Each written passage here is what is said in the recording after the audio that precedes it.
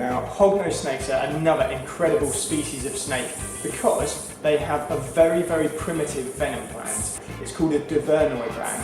In fact, it's so primitive that some people don't class it as a venom gland at all, but just a really, really specialised salivary gland. Echidnas are what's known as monotremes.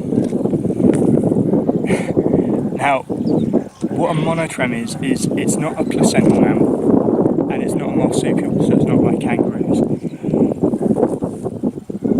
They're actually related to a very primitive form of mammal that was one of the first to evolve from reptiles. And one of the similarities they have with reptiles is that even though they're warm-blooded and they lactate, they produce milk like all other mammals, they actually lay eggs rather than give birth to live young, like marsupials do and placental mammals.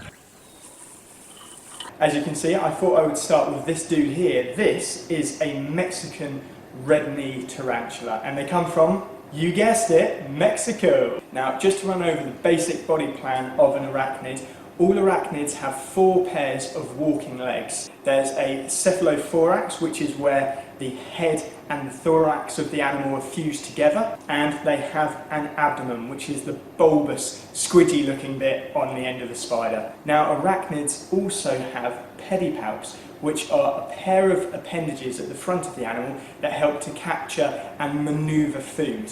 Okay, so now we're happy with how the bearded dragon was behaving in its vivarium, we can run over the health check manually. If you look on this individual here, you'll be able to see that he's got a very small scab just at the front of the lower jaw, so this is something I'll make a note of on the health check form. We don't want to be seeing any bulges or any kinks in the back of the bearded dragon. Any bulges or kinks in reptiles can be a sign of something called metabolic bone disease. Now, when I get down to the digits of the bearded dragon, I want to have a good look at those again. I just want to make sure that there isn't any retained shed, and that's because bearded dragons periodically will shed their skin, just like all reptiles, in a process which is known as dermal ecdysis. You need to be very, very careful with the tails of bearded dragons, and with all lizards in fact, and that's because some species of lizards can drop their tail in a process called caudal autotomy.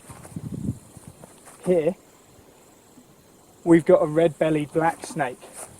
Okay, you probably want to know how I got myself in this situation, so here I go.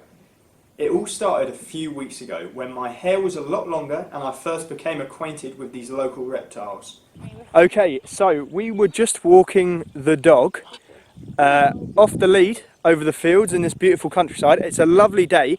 It's also a lovely day for the snakes, it turns out. And we've just come across this guy rearing up, about to bite the dog, and we didn't even see him. So now I've put away the tarantulas and scorpions, we can start getting out some of the really unusual arachnids.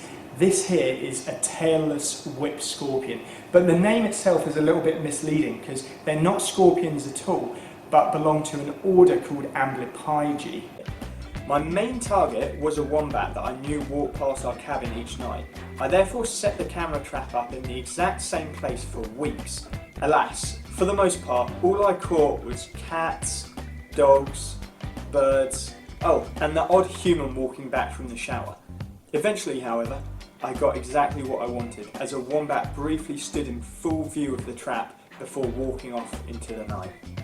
Over the coming weeks, I placed the camera trap in a few new areas and was lucky enough to catch some more wombats, as well as possums, wallabies, lyrebirds, and a fleeting glimpse of an invasive red fox.